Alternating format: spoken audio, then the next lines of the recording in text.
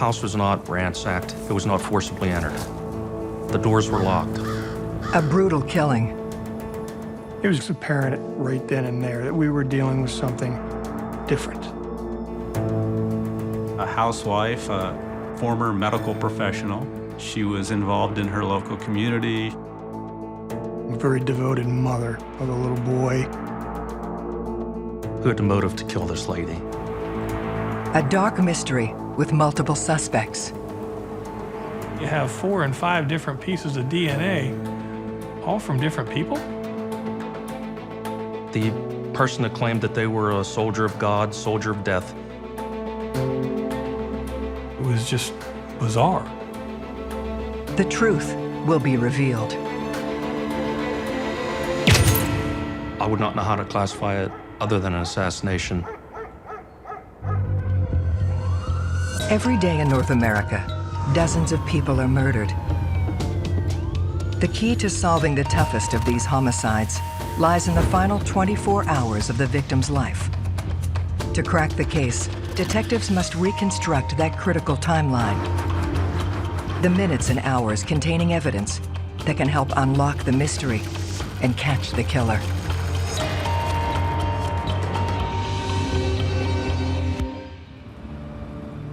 The sleepy town of Williamsport, Pennsylvania, nestled in a lush valley, surrounded by forest. Williamsport has a long history, tradition. You go back to the lumber barons, and of course, Little League Baseball started here. It's just a nice place to grow up, and you usually don't fear for your safety. But one January morning, a grim discovery shatters that serenity. We received a call from 911 indicating that a woman had been found in her residence. A friend, Dwayne Van Fleet, had gone to try to locate her.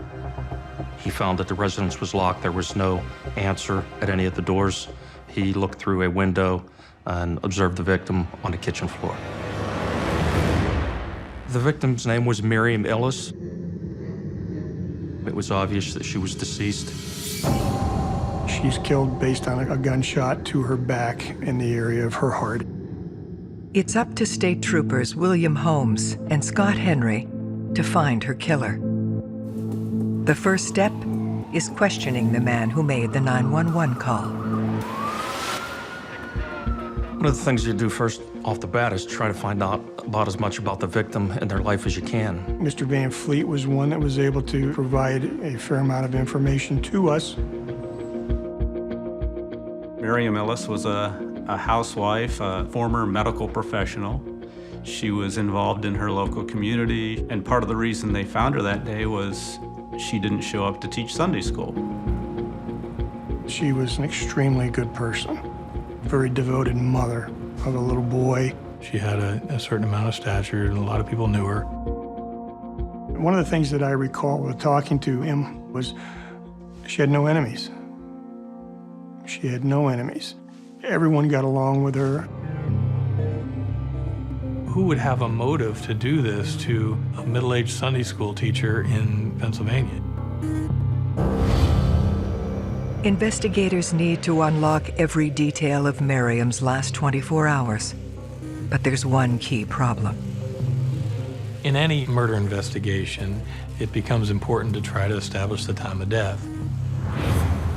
A lot of times that's established with eyewitnesses. Somebody sees the crime occur. However, in this case, there were no eyewitnesses.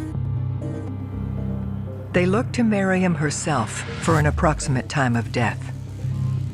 The body can tell many tales.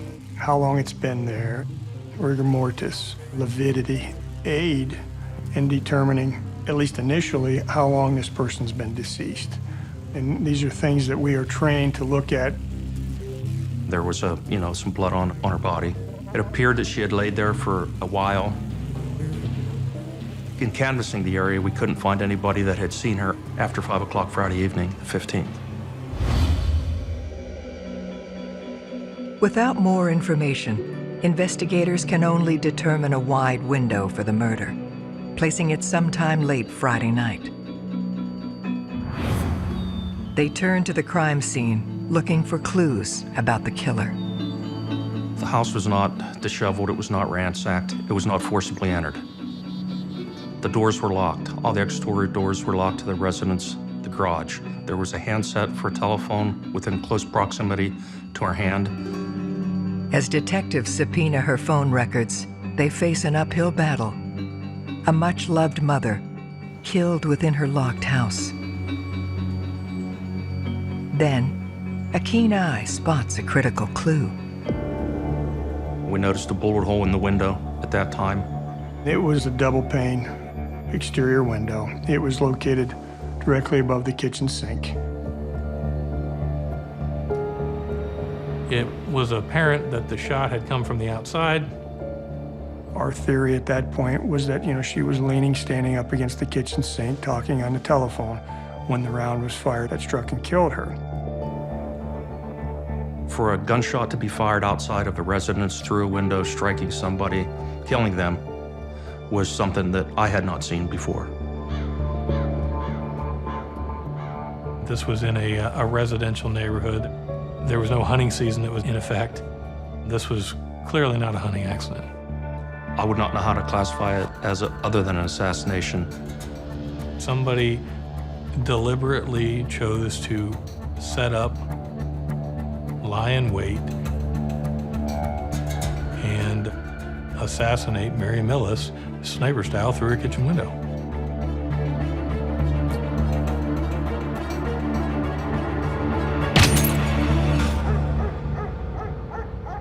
It was shocking because this woman was murdered in her own home, and it doesn't happen that way. That single shot is now the only lead. When the investigators then traced trajectory of the shot back, it took them back to a stream bed in behind Mary Millis's house. And then, as we looked a little further, our forensics team was able to find footprints. They came from a Reebok full tilt basketball shoe, and that was the tread pattern. Size 14, they were positioned in a way where someone took up a shooting position alongside a tree that was directly back from Miriam's kitchen window. The investigators also found a cigarette butt in the area where the shot had been taken. As they looked further, they were able to find what turned out to be a homemade silencer. Very rare, at least in my career, did you find a silencer. It was apparent right then and there that we were dealing with something different. This establishes how Miriam Illes was shot, but the mystery of who did it and why remains. For an execution-style killing, you have to have it planned. You have to have it planned in advance. Either the person wanting someone dead has to retain someone to do the crime, or they have to do it themselves and try to cover up their tracks. Somebody has taken great steps, great pains to plan out and execute this murder. It was not like Miriam was involved in some type of criminal enterprise, or that she was doing some kind of risky behavior where she was putting herself in harm's way. She was at home on a Friday night. Was she concerned or afraid for her life?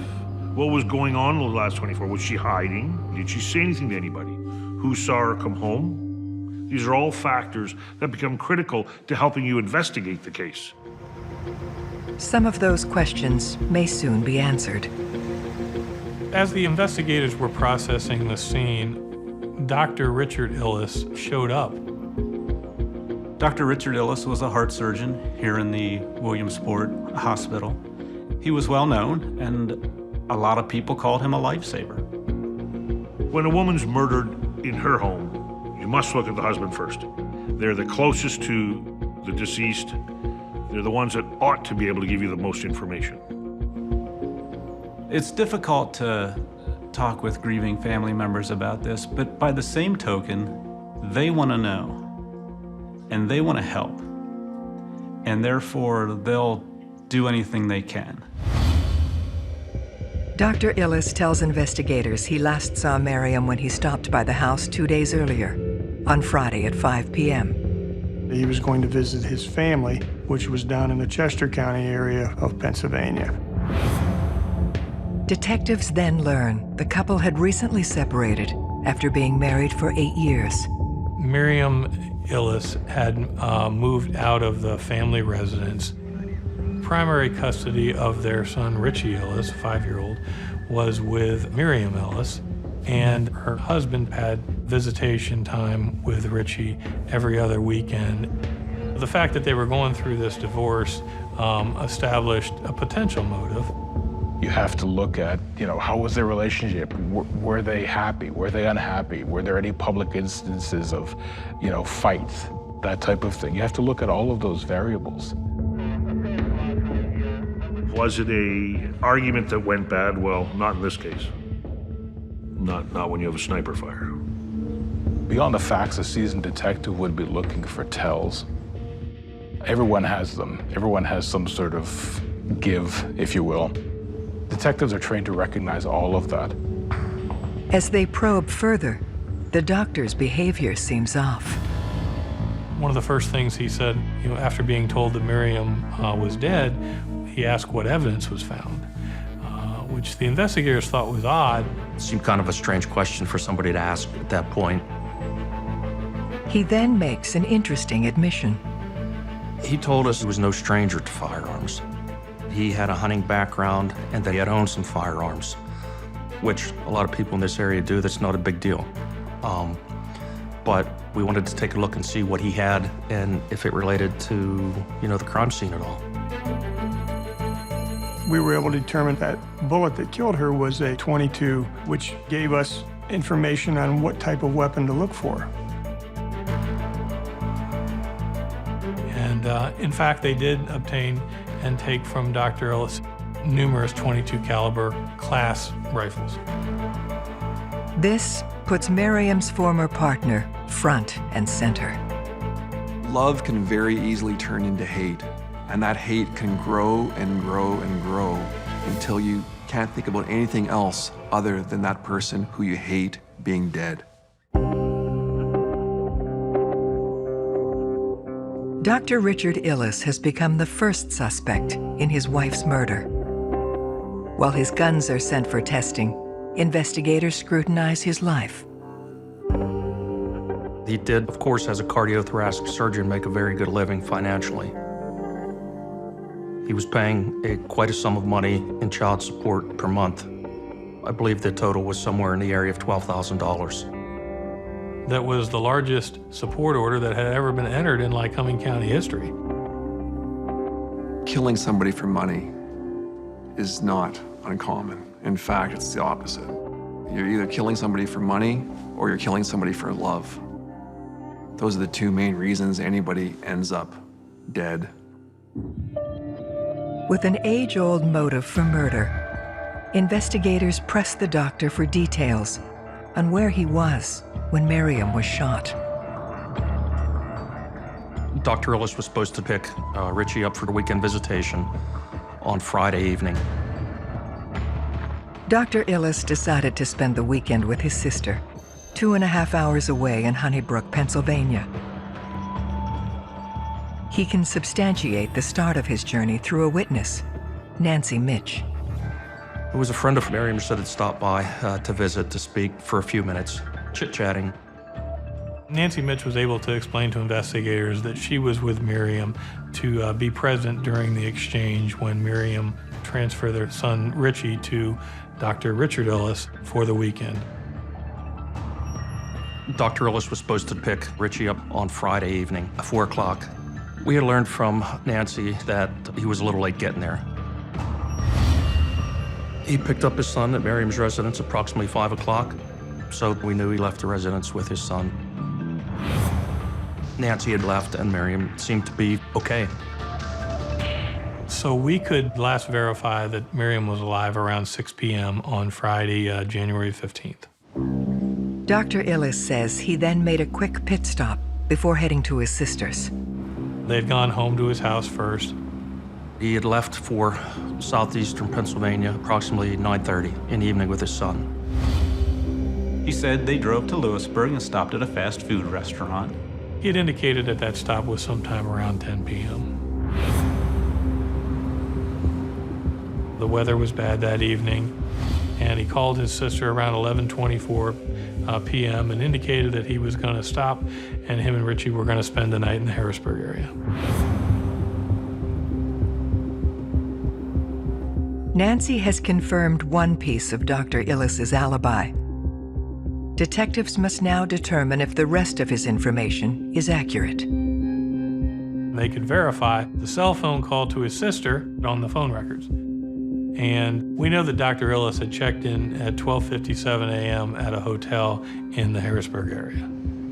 That gives him a clear check-in time, a receipt for when he's there, so he has corroboration for his whereabouts. Dr. Illis's story seems to hold up, but investigators also check him against the physical evidence. The center of the silencer had holes that were drilled through it. That was used to affix the silencer to the murder weapon. None of his guns had such a thing. There was nothing that could establish the murder weapon, but it was Dr. Illis's gun. In addition, there was some DNA that was found on hairs inside the silencer. And there was DNA found in a cigarette butt. Ultimately, the DNA that was tested did not match Dr. Richard Illis. According to the evidence, Dr. Illis was nowhere near the house at the time of the murder. But as they press for more information, he makes another admission. Dr. Illis was having an affair. He had developed a romantic relationship with a coworker who he worked with at the Williamsport Hospital. And that may have led in part to the separation. It seemed like very similar circumstances to how he met Miriam. He started working with her. They developed this relationship and got married. And then it was kind of the same way with Katie. She actually took Miriam's job and then ended up a relationship. It's one of the oldest crimes in the books, so to speak, is love triangle murders. Perhaps as many as 15 or 20% of the ones I investigated involved a love triangle of some kind. The other woman, Katie Suarez, potentially would have a motive to kill Miriam.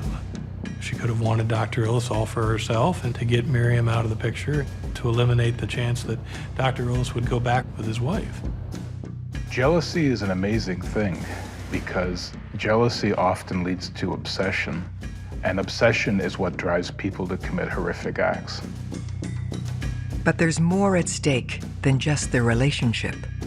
Between a potential divorce and the alimony, there was a lot of money involved there. There's a big financial issue. If Miriam left the picture all of a sudden, she would reap the benefits of anything that he would gain. Detectives must determine where Richard's new girlfriend was when Miriam was killed.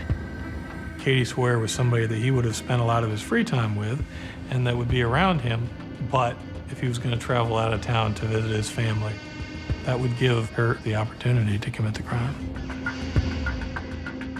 They quickly track Katie down.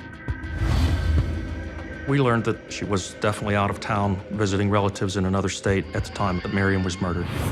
No way she could have done it, not possible.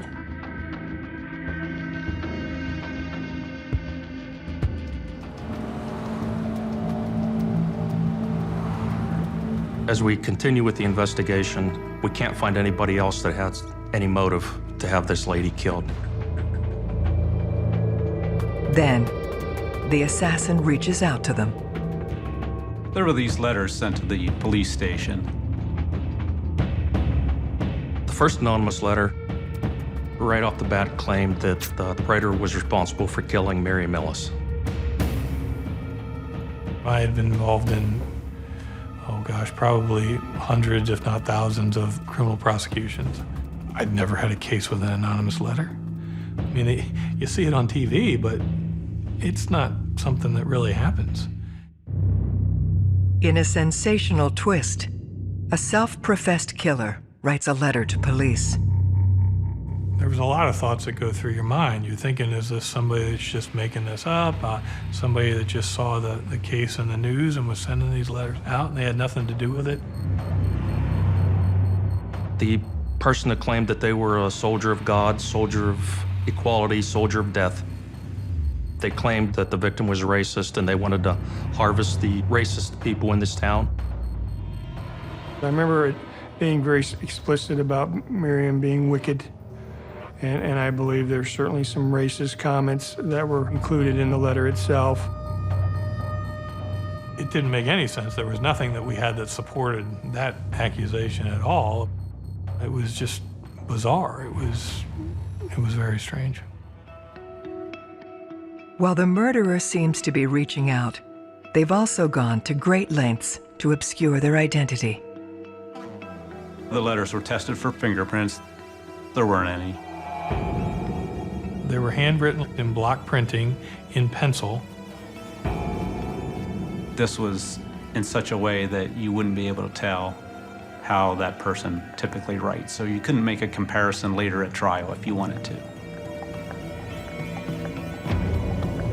As investigators puzzle over the letter and its contents, another one arrives.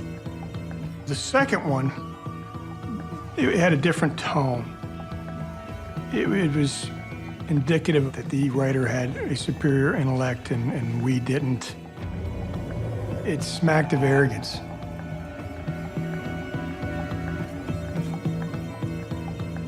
This second letter also points investigators towards a new suspect. The author described himself as having advanced degrees, having many advanced degrees. It indicated to us that possibly an associate of Dr. Ellis's may be the person that did it or the person that wrote the letter. He's talking about Dr. Zama. He was very good friends with Mrs. Ellis. He and Dr. Ellis were partners. But again, Dr. Ellis was the chief of cardiothoracic surgery. That may have created some friction between the two of them. They were the two cardiothoracic surgeons for Williamsport Hospital. The writer claimed that they were a superior intellect, that they spoke 5 different languages or several different languages, which Dr. Zama did. Dr. Zama happened to be African American. In fact, he was probably one of the few African American people that were in the Ellis's kind of inner circle of friends. He happened to be a tall guy that probably had pretty large feet, potentially size 14. He was certainly somebody that the investigators had to look at now as a result of the letters. Dr. Zama is brought in for questioning. The investigators actually showed the letters to Dr. Zama. They asked, who's this describing? And he indicated that it looked like the letters were describing him. But he is adamant he played no part in Miriam's death and never wrote the letters. Dr. Zama got along with Miriam, and they were friends. She was the wife of a colleague, and that was as far as their relationship went. He also claimed to have been with friends during the window of time in which Miriam was murdered.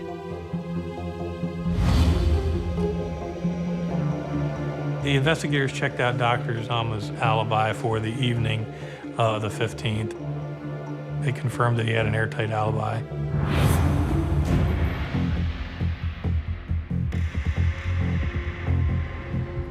The anonymous letters were also processed for DNA. There was a black hair in the glued flap of the envelope that was sticking out like a sore thumb. The DNA was tested and it didn't match Dr. Zama, but it didn't match any other of the samples of DNA collected in the case either. The investigators now believe they're being played. Whoever did these letters was taking all these steps to conceal their identity. They were taking the steps to make sure that they weren't using saliva to lick the glue flap or to lick the stamp. But here this large hair was predominantly placed right there in the glue flap for someone to find.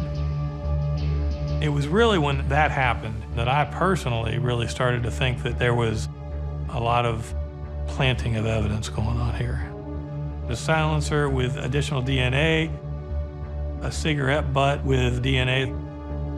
When it didn't match each other, it became apparent it was being planted.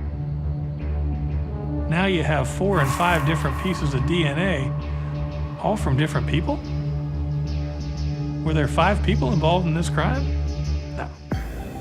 Many steps were taken to execute this plan. At the end of the day, you have to think either that he's just a psychopath or that he was really enjoying the whole process and didn't want it to stop. The problem for troopers Holmes and Henry is that this realization puts them no closer to catching Miriam's killer. I think we entered a time that we kind of felt like we were spinning our wheels. We were frustrated because of some of the things that had been occurring. You want to do the right job, you want to do it correctly, you get one shot at it, and you don't want to mess up. You know, if you do, then that's the one shot you get.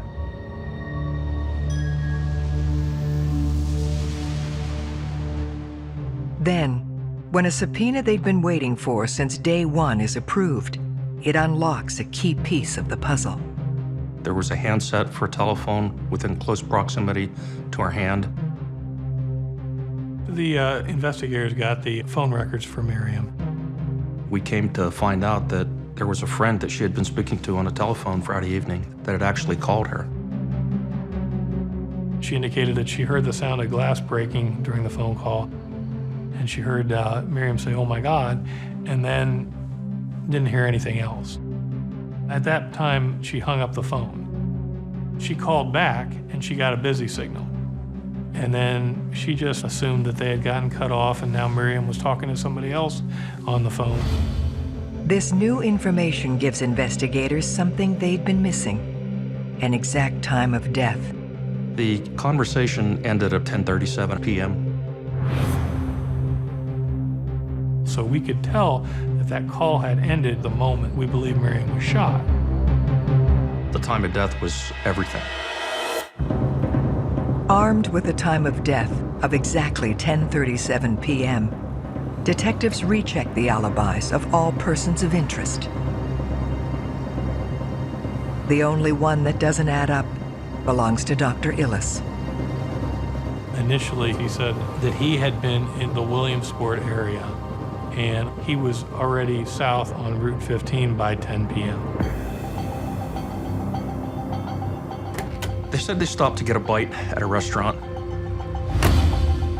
If in fact he was there at around 10 o'clock, he could not have committed the crime.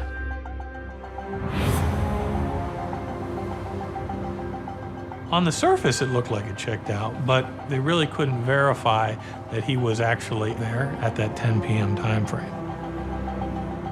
That made his alibi look a little shaky at that point. A well-planned or perfectly planned murder, you generally solve through the small details within the case. Small detail will include, to a great degree, timing. The timeline becomes critical in most cases, if not all cases. Investigators break down every detail of Dr. Illes' story. They traveled south on Route 15, and he made a call to his sister at 11:24. He had called to tell her that they were going to have to stop and stay at a hotel. The only real hard time they could verify was the cell phone call to his sister. They use this information to determine the closest point Dr. Illes could have been from Miriam's house when he made the call. We knew the route he had taken that evening because he had told us.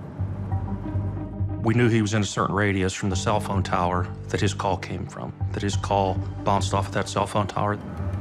Once we contacted the cell phone company and got the coverage maps, we were able to determine approximately where that phone call was made in relation to the crime scene and in relation to the hotel. And we found that he could have been much farther north on Route 15 than he had indicated.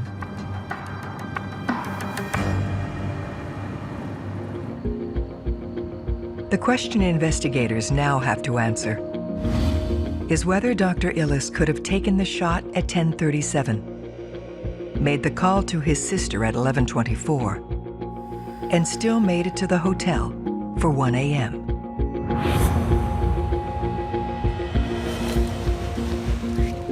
We wanted to drive the route under those same conditions.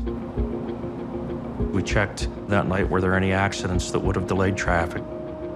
Of course, the weather was bad. Was there a road closure? We actually even wore some sneakers that were somewhat similar to the ones that were worn that night. Went from the scene on foot, followed that dry stream bed to a vehicle, and drove to the location within the area he could have made a call from that night on his cell phone, and we found out that it was possible to do that. Just the fact that they could recreate the timeline and it worked, it blew everyone away. All the dots have to be connected. You have to go with what may seem to detectives initially to be something relatively trivial can become extremely important as the investigation unfolds. Dr. Richard Illes is now the only suspect without an alibi. Next, investigators need to find a way to tie him to the murder itself.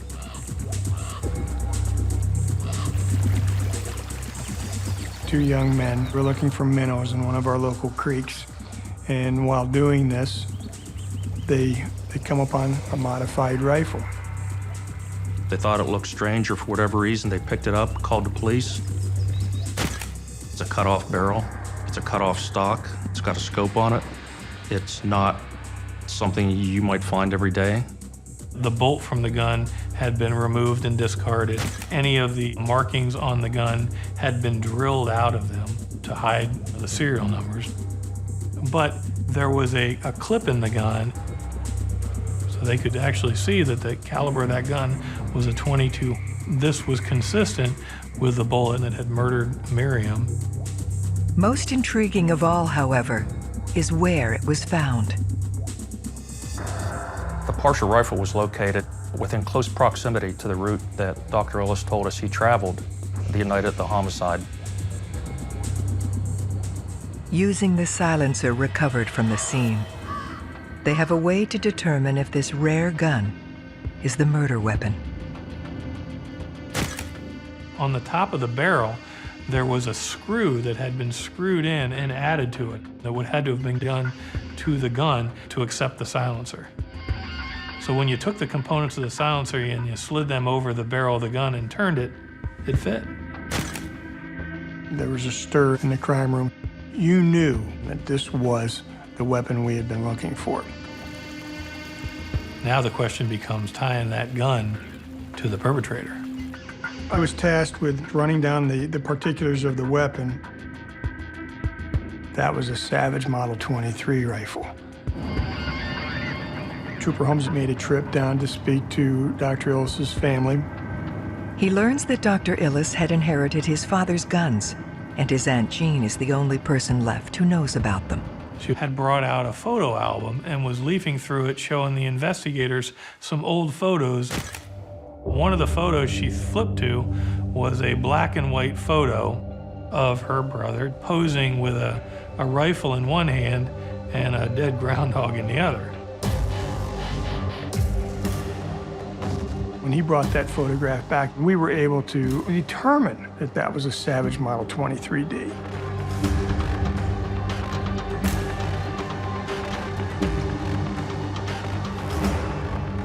The more coincidences that pile up, the less chance that it actually is a coincidence. You can plan your murder out down to the T, but you can never rule out the fact that a fisherman walking in the Pennsylvania woods is going to step on a gun that was willed to you by your father. We had the connection. Investigators have recovered the weapon they believe Richard Illes used to kill his estranged wife, Miriam. The challenge now will be to secure a conviction, despite the maze of conflicting forensic evidence. It was very frustrating for the case, because even though by this time we had our belief that, Dr. Illes may be involved, as a prosecutor, I know this is going to be an extremely difficult case to win in front of a jury because I've got multiple pieces of DNA that don't match the accused. You can only convict if the only logical inference that can be drawn is the person's guilt. And so if there's an alternate suspect who doesn't have an alibi, that's your reasonable doubt.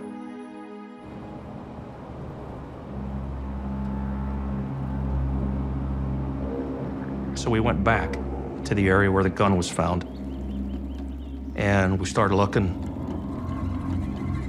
and got lucky again. We found a set of shoes up there, athletic shoes.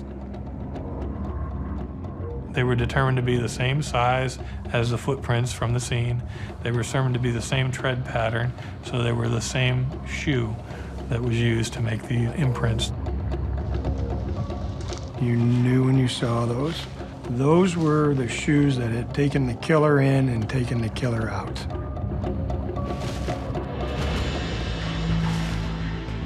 They must now prove the shoes were worn by Richard Illes.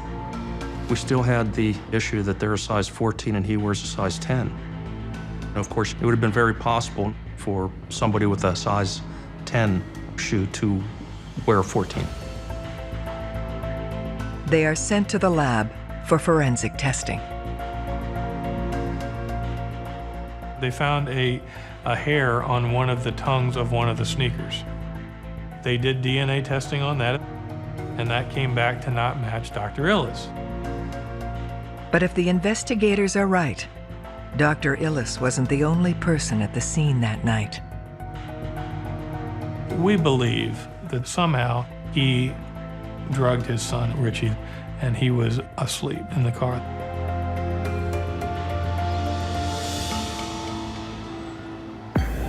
Obviously, the son didn't have those shoes on, but transfer theory is if you leave a room or enter it, you're picking up evidence or you're leaving evidence, be it hair or fibers, anything to that effect. So there would explanation of how that hair could have got there. We tested that against Richie Illes, Dr. Illes' son, and we got a mitochondrial match to that. The link came down to a hair from a 5-year-old. Richard Illes planned to use false DNA to throw the police off his track. But in the end, his son's DNA links him to the murder. You have a theory. You start with a theory in a homicide investigation or any criminal case. We had our theory in this case. And this evidence, the picture, this evidence from the sneaker, this evidence from the bullet in the magazine of the rifle, all of these things corresponded with our thoughts, our theory. They supported it. And it's physical evidence. That's powerful stuff. It doesn't lie. As Illes is arrested for the murder of his estranged wife, investigators are left with the chilling knowledge of how he killed her. Dr. Illes had prepared some time in advance to commit this murder. He would have had to have done that because the gun had to be modified, the silencer had to be created and fabricated, all which would have taken a substantial amount of time. He knew that if he was going to kill Miriam, he didn't want his son to be present to find her body, so it had to be on a weekend that Dr. Illes had custody of his son. This was the weekend when all those stars aligned and gave him the opportunity to commit the crime. The plan became reality on Friday at 5 p.m.